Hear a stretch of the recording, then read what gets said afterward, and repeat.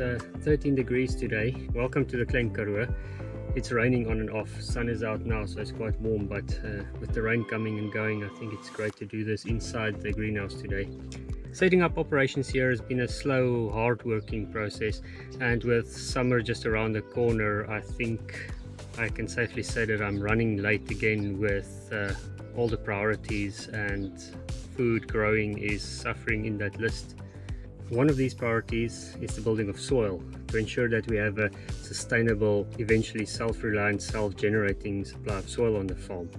You may know already that I am an advocate of permaculture, and I'm applying the reasoning, the design and the patterns wherever I can fit them in. JADAM is a mix of natural and organic farming principles, not only based on historic proven methods but also modern scientific innovations. The word JADAM is a Korean abbreviation which translates roughly to people who like nature, or people who are like nature. But okay, let's get into one tiny little piece of JADAM, and that is fertilizers. In specific, JLF, JADAM Liquid Fertilizer.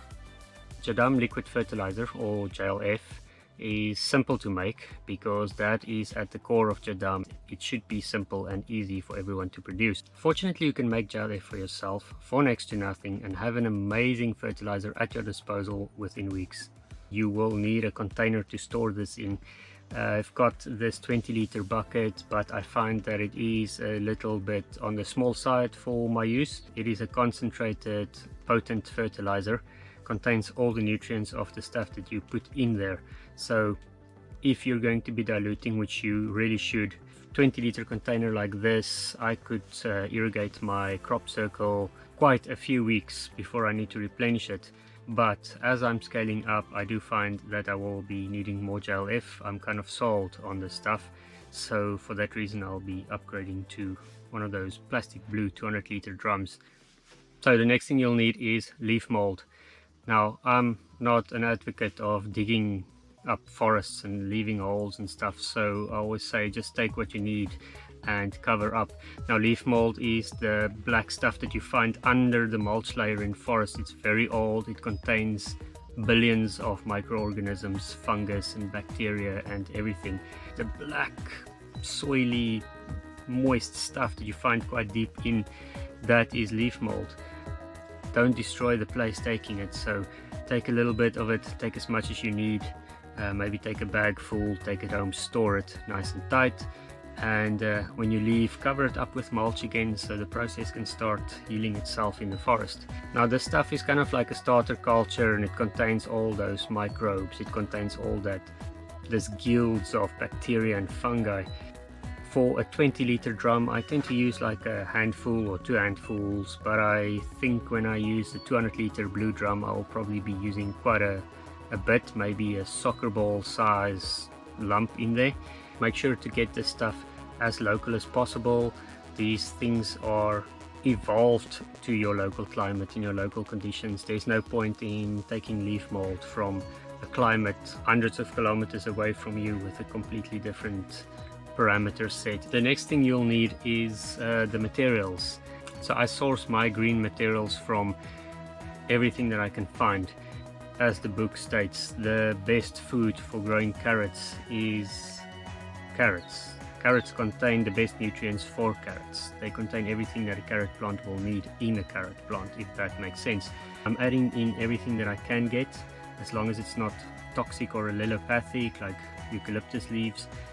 I've got grass clippings in there, wild grasses, clippings from the kikuyu grass that we've got.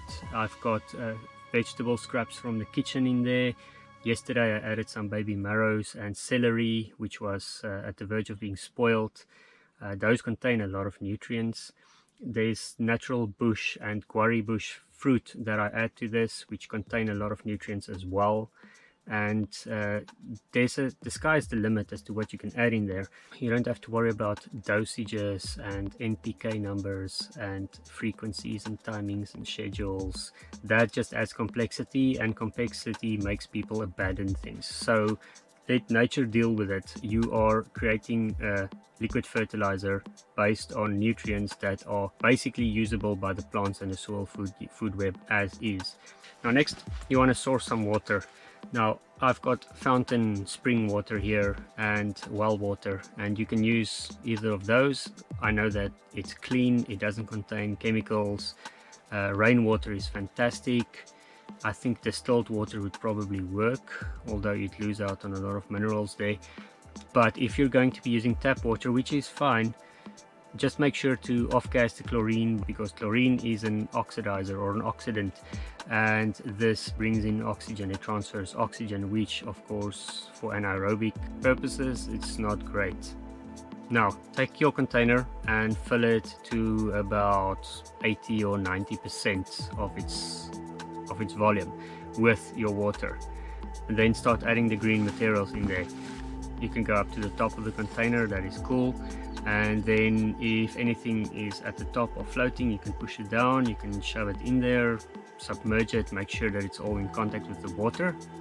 And then you take your leaf mold and you put it in your muslin bag or cheesecloth or whatever, or just directly if you must, and you put that stuff in there. You just shove it in there and you make sure it's submerged and well mixed in.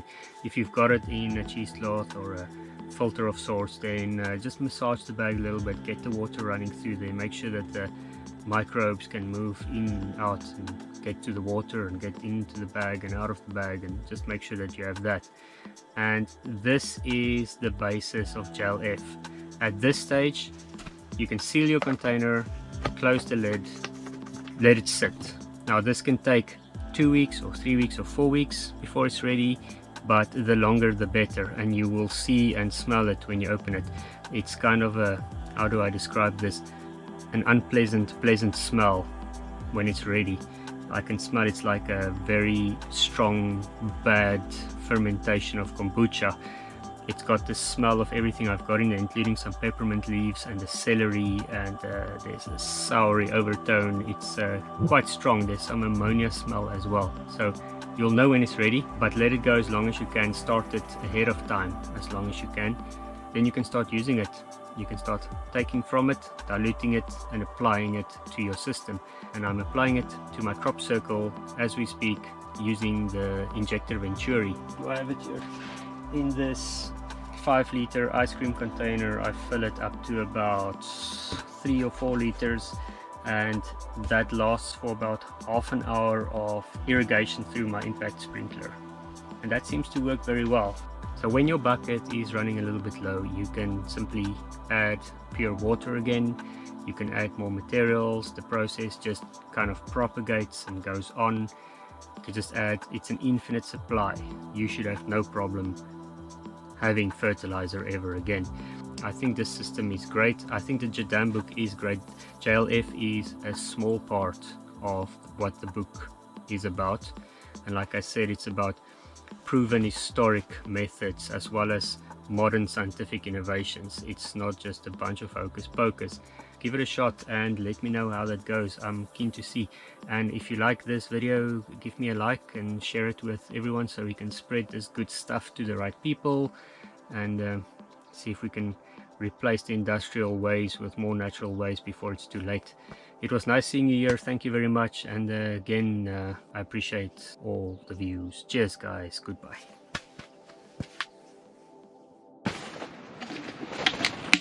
I forgot to put the bokashi in there, and that stuff actually stinks. Bokashi actually really stinks.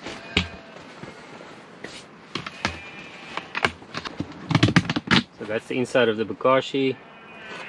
Still need to cover it with more bokashi flakes, and then underneath the hold bucket you'll find the juices.